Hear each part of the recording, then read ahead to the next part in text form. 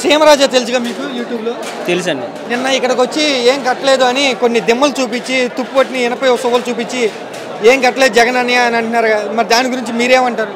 ఇప్పుడు అమరావతిలో ఏమన్నా కట్టారో లేదో మీ అందరికీ మనకి తెలుసు. లాస్ట్ గవర్నమెంట్లో అప్పుడు ఏం చేశారు, వాళ్ళు 30 అంతస్తుల బిల్డింగ్ మనకు బొమ్మ వేసి చూపించారు. ఇది బొమ్మ కాదు, నిజంగా కట్టడం. జగన్మోహన్ రెడ్డి గారు దమ్మున్న నాయకుడు కాబట్టే స్పీకర్ గారు చేసిన సవాళ్ళను స్వీకరిస్తూ నేను వస్తున్నాను, నేను చూపిస్తాను, ఏది కట్టానో ఎక్కడ కట్టానో నీకు చూపిస్తానని చెప్పి ఈరోజు సవాల్కి వచ్చాడు. వచ్చినప్పుడు ఈయన ఎందుకు అంతలా భయపడిపోతున్నారు? ఇంతమంది పోలీసులు, ఇంతమంది వ్యవస్థలని దింపేసి ఎక్కడికెక్కడ హౌస్ అరెస్టులు చేయడం, గ్రామ స్థాయిలో నాయకులను ఇబ్బంది పెట్టడం, అంత ఇబ్బంది పెట్టవలసిన అవసరం ఈరోజు ఈయనకి ఎందుకు వచ్చింది? సవాల్ చేసావు కదా, చేసినందుకు మా నాయకుడు వచ్చి చూపిస్తాను అన్నాడు. నీ కళ్ళు చూడలేదా, కళ్ళు లేక చూడలేదా?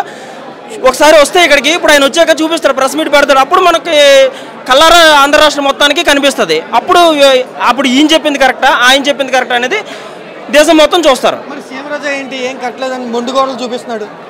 ఒక డ్రోన్ ఎగరేస్తారండి ఇక్కడ. నువ్వు 20 అంతస్తులున్నా పైన పిల్లర్లే కనబడతాయి. డ్రోన్ ఎగరేసి పైనుంచి చూపెడితే భూమిలో ఉన్న ఏం కనపడతాయి? తీమని ఇక్కడి నుంచి ఫోటో రమ్మని ఇప్పుడు పబ్లిక్గానా చూడమండి ఎన్ని అంతస్తుల బిల్డింగ్లు ఉన్నాయి ఇక్కడ. ఇప్పుడు జీవో లేదన్నారు, జీవో లేకుండా మీ ఇంట్లో డబ్బులు తెచ్చి పెట్టుబడి కడతారా, నా ఇంట్లో డబ్బులు తెచ్చి పెట్టుబడి కడతానా? పోనీ మీకు నిజంగా జీవో లేదు, కట్టాడు, పోనీ ఆ క్రెడిట్ ఆయనకి ఇవ్వండి. జగన్మోహన్ రెడ్డి సొంత నిధులతో ప్రజలకి ఎంత చేశారన్నా చెప్పండి. చేతనైతే అదన్నా చెప్పండి, లేదంటే చేత కాకపోతే ఇదన్నా ఒప్పుకోండి. ఇన్ని కోట్లు పెట్టి ఇంత వ్యవస్థను ఇక్కడ తీసుకొచ్చి 6 అంతస్తుల బిల్డింగ్లు కట్టి ఇన్ని 100 ఎకరాల ప్రజాసేకరణ చేసి ఆ భూములకి డబ్బులు ఇచ్చి నష్టపరిహారం ఇచ్చి ఇంత చేసిన తర్వాత మీకు ఇంకా కళ్ళు కనబడట్లేదంటే అది మీ లోపం. మీ నేత్రాలకు ఒకసారి చూపించుకుంటే బాగుంటుందని నా ఒపీనియన్.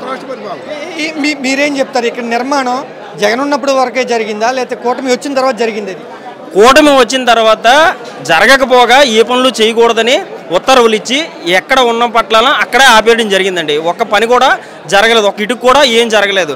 జగన్ గారు ఎప్పుడైతే స్టార్ట్ చేశారో, ఎప్పుడైతే ఆయన పదవీ కాలం చివరి వరకు చేయగలిగారో అప్పటి వరకు చేశారు. వీళ్ళు మెడికల్ కాలేజీలు కట్టాలంటే 100 కోట్లు కావాలి. అదే తన అనుచరులకు దోచిపెట్టాలంటే ఒక ఉత్తరం ముఖం మీద సైన్ చేసి ఇచ్చేస్తే అనుచరులకు దొబ్బేవచ్చు. డబ్బులు పెట్టి పేద ప్రజలకి బాగుపడాలంటే మాత్రం వాళ్ళకి మనసు రాదండి. వాళ్ళకి ఇంకేం చెప్తాం మనం? ఇలాంటివి నాయకులు మనం ఎన్నుకున్నాం. ఈ సంవత్సరంలో ఎంత కొంత పనులు చేస్తుంటే ఏదైనా అందుబాటులోకి వచ్చేదా? ఖచ్చితంగా ఇదే గవర్నమెంట్ కానీ మంచి పని అని వాళ్ళు స్వీకరించి, గత ప్రభుత్వం చేసిన మంచి పని పేద ప్రజలకు ఉపయోగపడుతుందని వాళ్ళు స్వీకరించి కనుక ఎక్కడైతే నిలిచిపోయే పనులు అక్కడ నుంచి చేసినట్లయితే ఈ 18 నెలల కాలంలో ఇప్పుడు నెక్స్ట్ ఈ అకాడమిక్ ఇయర్ కేరళ ఇక్కడ కూడా అడ్మిషన్లు జరిగేవి.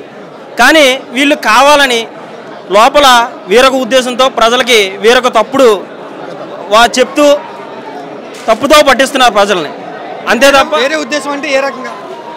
వీళ్ళు ఇక్కడ రద్దు చేసుకుంటారు, వీళ్ళు అన్నాయిలకి ఇచ్చుకుంటారు, ఎక్కడో భూములు సేకరిస్తారు.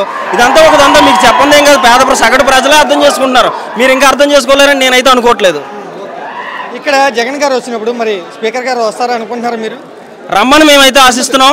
ఎందుకంటే ఆయన సవాల్ చేశాడు, వస్తేనే బాగుంటుంది. మా అందరితో పాటుగా ఆయన చూస్తాడు, వాళ్ళ కార్యకర్తలు వాళ్ళ నాయకులు చూస్తారు, అందరూ చూస్తారు, మొత్తం చూస్తారు. కాబట్టి ఇప్పుడు స్పీకర్ గారు చెప్పింది నిజమా లేదా జగన్మోహన్ రెడ్డి గారిని చెప్పింది నిజమా తెలియాలంటే వీళ్ళందరూ వస్తేనే బాగుంటుందని మేము ఆశిస్తున్నాం.